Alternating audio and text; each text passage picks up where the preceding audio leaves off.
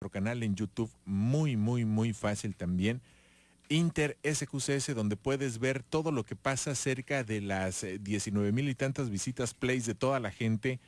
A mí me da mucho gusto porque no es nada más, ahora sí que este espacio, sino todo el talento que tiene Quintana Roo, invitados, promociones, todo lo que se ha hecho en esto que es Inter 100.9. Esta noche les decía al inicio que también me encuentro con una persona muy capacitada, muy culta, y hablamos de que culto no es si sabes o ya te leíste las 10 enciclopedias, sino que sabes cómo colocar y sabes cómo descifrar los misterios.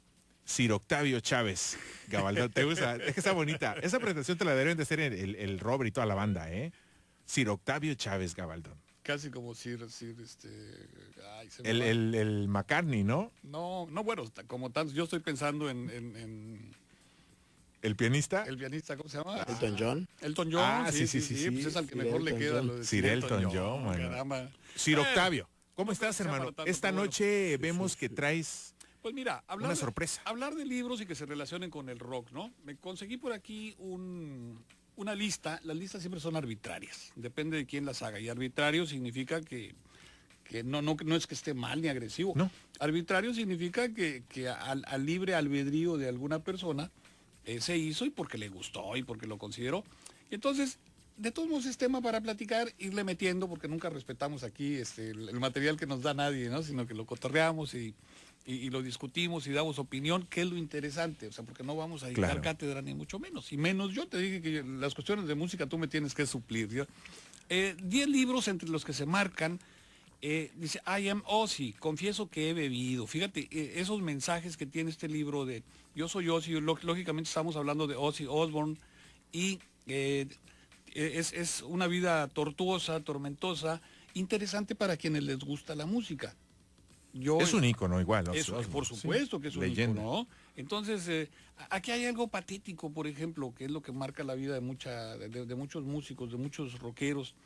Y dice, durante los últimos 40 años se ha ido ciego de alcohol, coca, ácido, coauludes, pegamento, jarabe para la tos, heroína, etcétera, etcétera, etcétera. Y bueno, dice que no es la enciclopedia británica tampoco, dice, lo que vas a leer goteó de la gelatina que tengo por cerebro cuando le pregunté por la historia de mi vida, etcétera, etcétera. Dije patético. O sea, el chamaco está... Lo es, y esto nos lleva a un tema muy interesante que no vamos a tratar aquí, lo vamos a aludir, es a que la inspiración y muchas cosas no son cosas de droga, son cosas de sensibilidad, y esto es precisamente lo que nos lleva a la cuestión del espectáculo, del dinero, de la fama, de la industria. Es que cuando en el arte se mete la industria, es sumamente peligroso, es sumamente catastrófico, suele serlo, porque entonces fabrican estrellas y ya no importa el mensaje.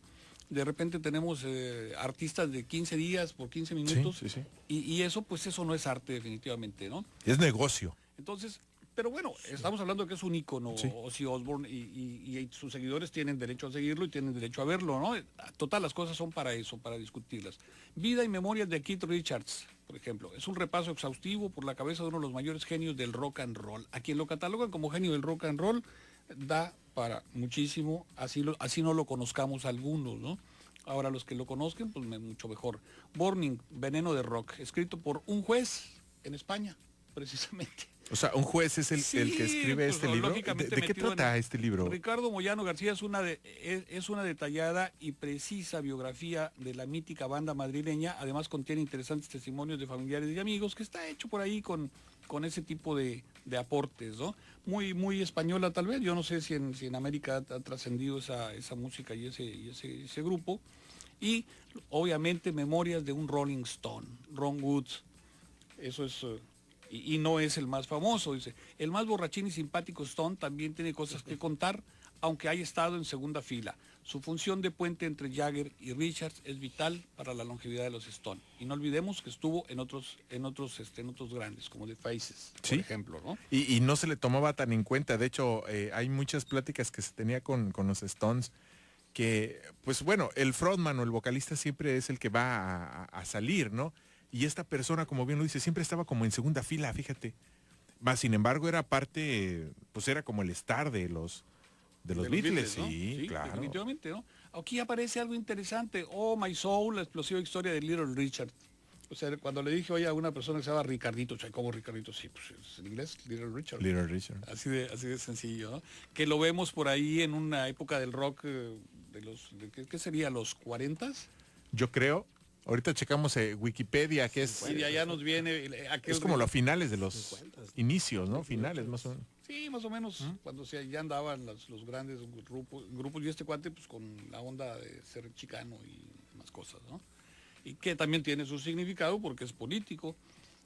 Harto de todo, una historia oral del punk de Barcelona, por ejemplo. Pues es muy local ese libro, porque esta es una cuestión hecha por gente de España, ¿no? Y después tienen una lista, Charlie. Slash, por ejemplo, aquí está. Dice que hubo un momento en el que los médicos le daban 3 días de vida al guitarrista de Guns N' Roses. ¿Quién no conoce Guns N' Roses? Hasta No. yo.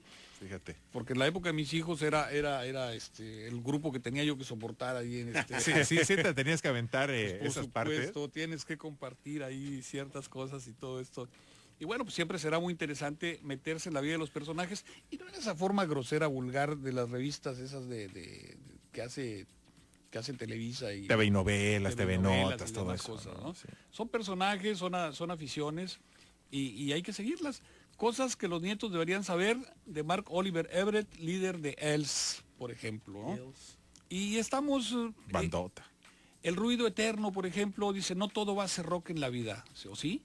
Este ameno e imprescindible libro es un viaje por la música del siglo XX a través de la música clásica con autores más salvajes que los anteriormente citados.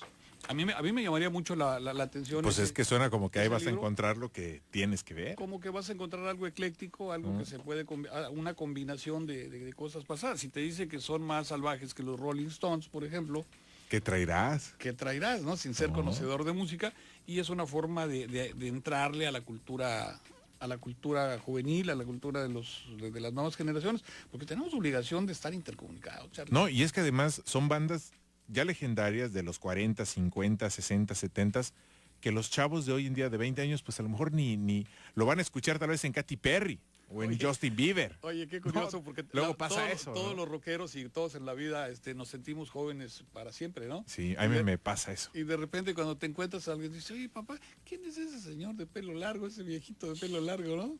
Ah, Pues, oye, ¿ya viste qué loco pues se ve ese se don? llama Mick Jagger, clásico. ¿no? Sí. Y yo creo que eso es muy importante. Fíjate que este libro, ¿cómo se llama ese? A mí en lo personal, de todos, yo me quedo con mano, ¿eh? ¿Cuánto cuesta? No, pues Oye, yo también. Se llama El ruido eterno. En este caso, pues no es un lugar. Dice la frase que viene en este libro, ¿eh? La música clásica se ha estereotipado como un arte de los muertos, un repertorio que empieza con Bach y termina con Mahler y Puccini. Algunas personas se muestran a veces sorprendidas al enterarse de que los compositores siguen componiendo. Y era lo que tú decías al principio, ¿no? De que la música clásica fue en su tiempo música popular, fue música de aldea, fue música del populacho. y es que hablábamos del tango, ¿no? Los arrabales, De dónde realmente surge los guetos. el jazz, por ejemplo, ¿no? Sí, que el mismo blues. No,